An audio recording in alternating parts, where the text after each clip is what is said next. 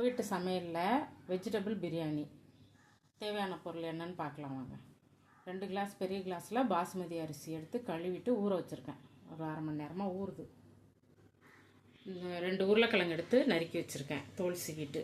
ஒரு கேரட்டு, கொஞ்சம் பீன்ஸு, தாளிக்கிறதுக்கு பட்டை, லவங்கம், ஏலக்காய், கொஞ்சம் பிரிஞ்சி இலை, இஞ்சி பூண்டு விழுது, இது கரம் மசாலா, மிளகாய்த்தூள், தக்காளி, கொத்தமல்லி, புதினா, வெங்காயம், லெமன், 2 பச்சை மிளகாய் கீறி வச்சுருக்கேன்.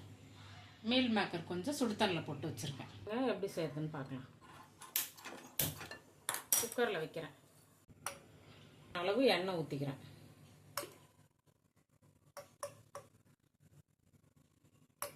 ஒரு 2 ஸ்பூன் அளவு நெய் ஊற்றிக்கிறேன்.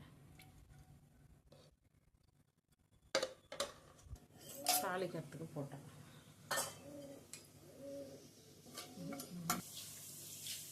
இப்போ வெங்காயம் போட்டுக்கிறேன்.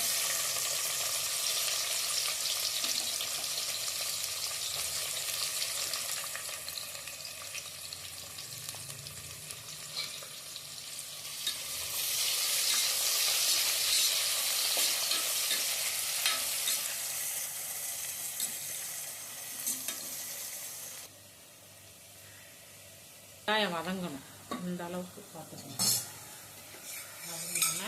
வதங்கினோன்னா 2 ஸ்பூன் இஞ்சி பூண்டு பேஸ்ட் போட்டுக்கணும்.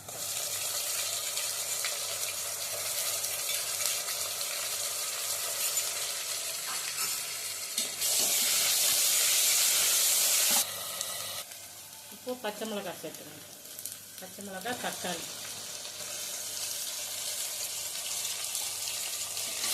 நல்லா கிண்டி விடணும். இஞ்சி பூண்டு பேஸ்ட் போட்டோன்னா அடியில் கொஞ்சம் பிடிக்கிற மாதிரி இருக்கும். நல்லா கிண்டி வச்சுக்கணும்.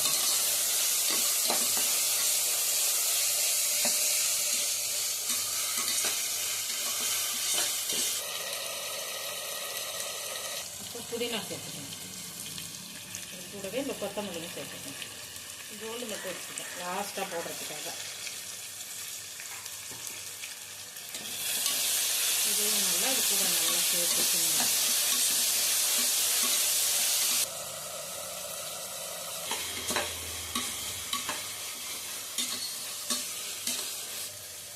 இது கூட நம்ம நறுக்கி வச்சுருக்க காய்கறிகள்லாம் சேர்த்துக்கணும். உருளைக்கிழங்கு, கேரட், பீன்ஸ் எல்லாத்தையும் சேர்த்துக்கணும்.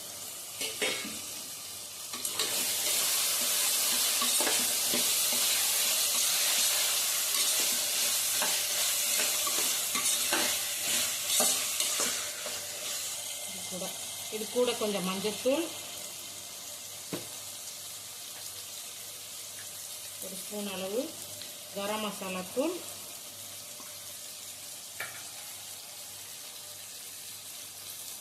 1 ஸ்பூன் மிளகாத்தூள். காரம் கம்மியாகவே போட்டுக்குங்க. பசங்க பிள்ளைங்கள்லாம் நிறைய பிரிஞ்சு சாதம்னா விரும்பி சாப்பிடுவாங்க. அதுக்காக காரம் 1 ஸ்பூன் அளவு போட்டுக்கோங்க, போதும். காரம் வேணும் அப்படிங்கிறவங்க போட்டுங்க. பசங்க சாப்பிடுவாங்க அப்படின்னா போட்டுங்க. விரும்பி சாப்பிட்றப்ப காரம் நிறையா இருந்தால் கம்மியாக சாப்பிடுவாங்க. அதனால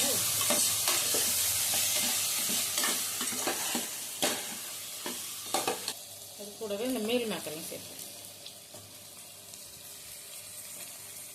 மீல் மேக்கர் வேணாங்கிறவங்க ப்ரெட்டை வாங்கி ஸ்லைஸாக கட் பண்ணி எண்ணெயில் பொரிச்சிட்டு லாஸ்ட்டாக அதை கூட போட்டு இறக்கிக்கலாம். நல்லாயிருக்கும் டேஸ்ட்.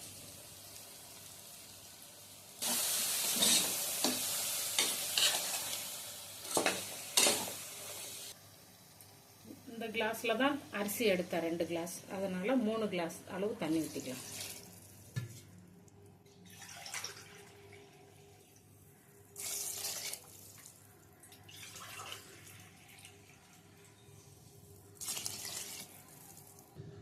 இதுக்கு தேவையான அளவு உப்பு சேர்த்துக்கோங்க. உப்பு பார்த்துட்டு சேர்த்துங்க நீங்கள்.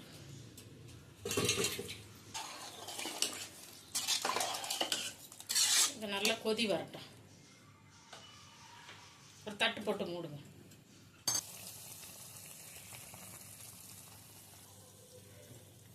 இந்த சமயத்தில் இப்படி கொதிச்சு வரப்போ நம்ம கழுவி வச்சிருக்க பாஸ்மதி அரிசியை சேர்த்துக்கணும்.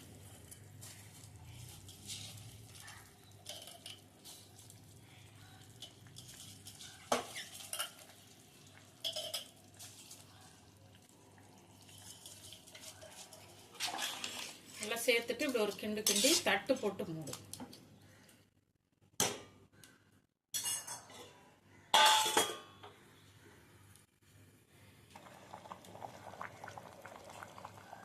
இந்த மாதிரி கொதி வந்தோன்னே நம்ம எடுத்து வச்சிருக்க லெமனை புழிஞ்சு விடுங்க.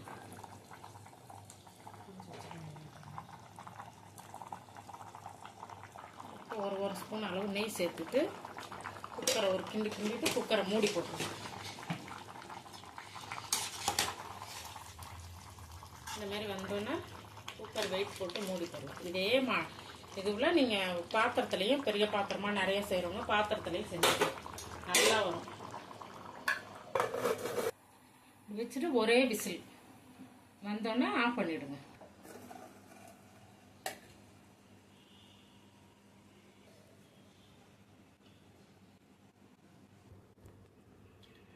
சாதம் இந்த அளவுக்கு வந்துடும். ஆறணுன்னா எடுத்து ஆற வச்சிங்கன்னா சாதம் இந்த அளவுக்கு நல்லா பொல பொலன்னு வந்துடும்.